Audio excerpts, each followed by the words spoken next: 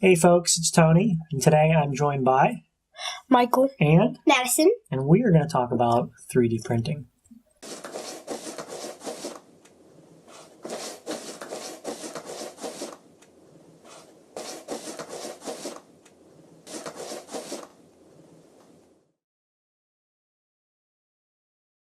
Alright folks, today we are going to dive into the Prusa i3 MK3 and talk about why it is the best 3D printer for kids. Michael, why do you think it's the best 3D printer for kids? well, look at all this stuff. It can also change colors. It has upgrades, and it looks... But every 3D printer can do that. What's special about this one? Do you know? Well, it's easier for kids. Like, I would say all you have to do is click a couple buttons, and then you get all this stuff. But the thing is, like, you have to wait a few hours and stuff. That's all. Yeah, like all 3D printers, right? Mm-hmm. Okay. So you guys have printed stuff without Daddy being home, right? Mm-hmm. That's pretty awesome. And do you have to do anything special? Nope. Well, what do? You just what we do is we turn it on, or we can plug it in. If it's not plugged in, sure. we can turn it on. The button's up there, sure. And then so you hit the button, then you have to go to print by SD, sure, and hit the button. Then you have to go. Then you can pick your. You have a list. Pick your list. You can pick your list, and then what? Then you have to hit that one, and then it heats the bed. Then you can print this cool stuff. The bed?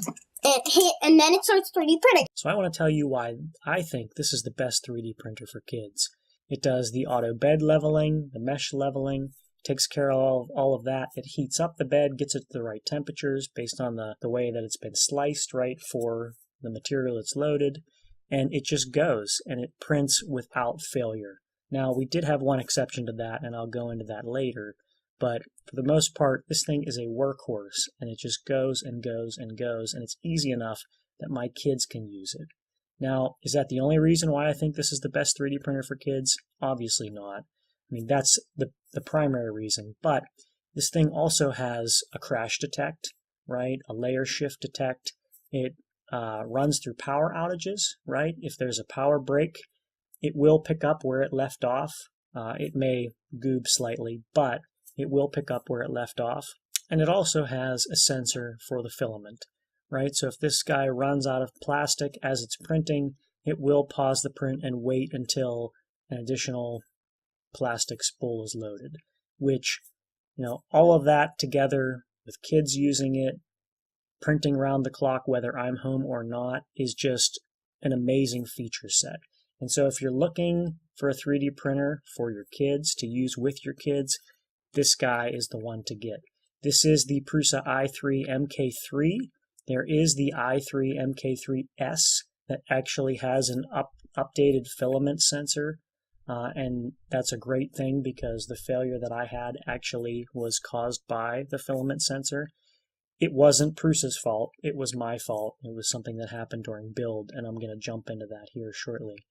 But just an amazing printer for kids, for a family to have in your house.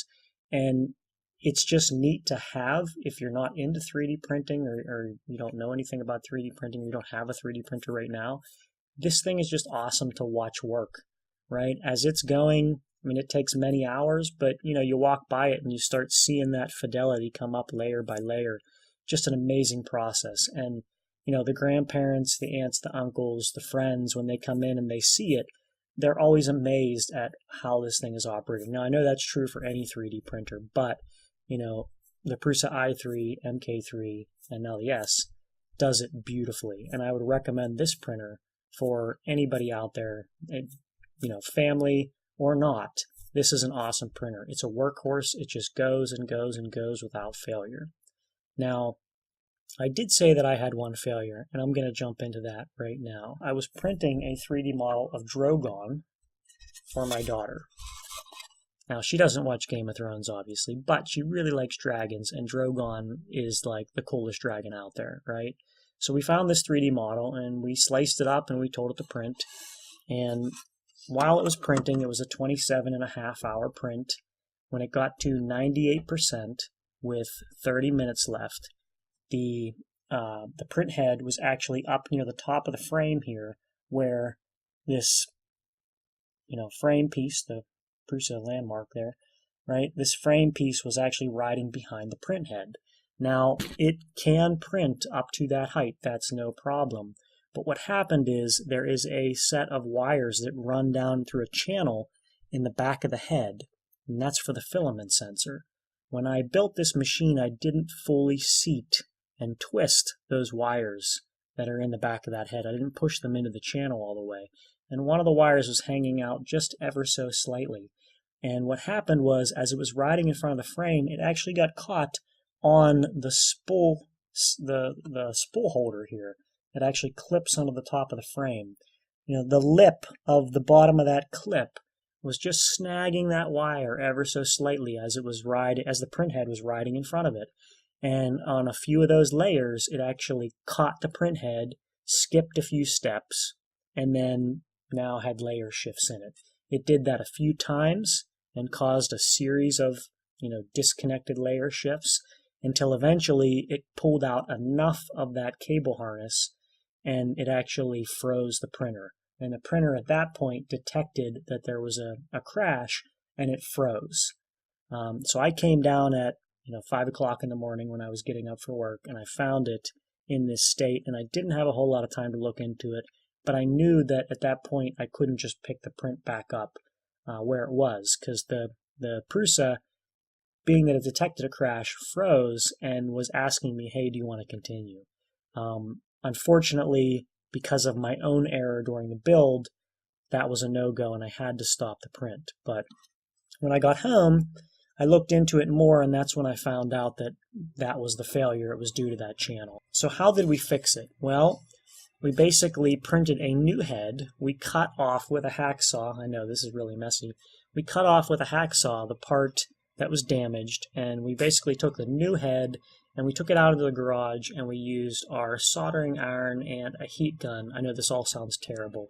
And we melded it all together. Now the heat gun was a little bit better than the soldering iron. The soldering iron tended to heat it too fast and cause the plastic to basically get shiny. It caused some discoloring.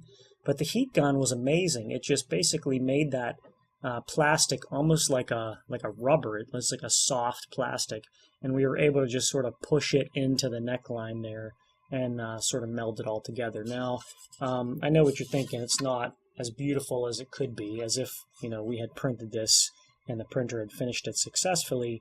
But I'm going to take what I can get so I don't have to trash this model. And sitting on a bookshelf up high, it actually looks fairly decent, kind of like he has his neck perched a little bit to the side. Not the way the original model is supposed to look, but at the end of the day, it still looks like a dragon, looks fairly reasonable, I think. I'm sure you'll comment below and say that it doesn't, but it works for us, and we're kind of happy with that. And, my daughter, we're still all coming through this together, and she's very happy with this, so that was a good thing. So thanks for watching, folks, but before you go, I want to share one more story about 3D printing. Now, my daughter is a Girl Scout, and recently she was selling Girl Scout cookies, and she wanted to do something special for all the people that bought cookies off of her. This was actually her idea, and she said she wanted to 3D print them something, a thank you of some sorts. And, we were racking our brains about what we could print that would be a thank you for people. And one of the things that we came up with is the Planetary gear spinner that comes preloaded on the Prusa card. It's a fun little fidget toy that everybody likes to play with, and it was a huge hit around Christmas time when we were printing all of this stuff. Family loved it, the friends loved it. And so my daughter actually suggested, hey, how about all the folks that bought cookies off of us, we print them their own spinner and then put that in a thank you card for them. And so we spent a weekend printing round the clock several different colored spinners for all of her patrons that supported her and her Girl Scouts. And right now, I'm going to show you a quick time lapse of that.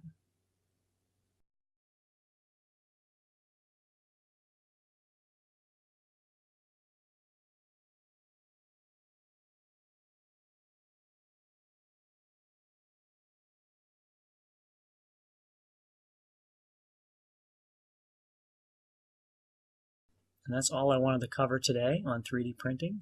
There will likely be lots more videos in the future here on different 3D printing topics, but I wanted to get this one out there for you guys, and I hope you enjoyed it. Thanks for watching.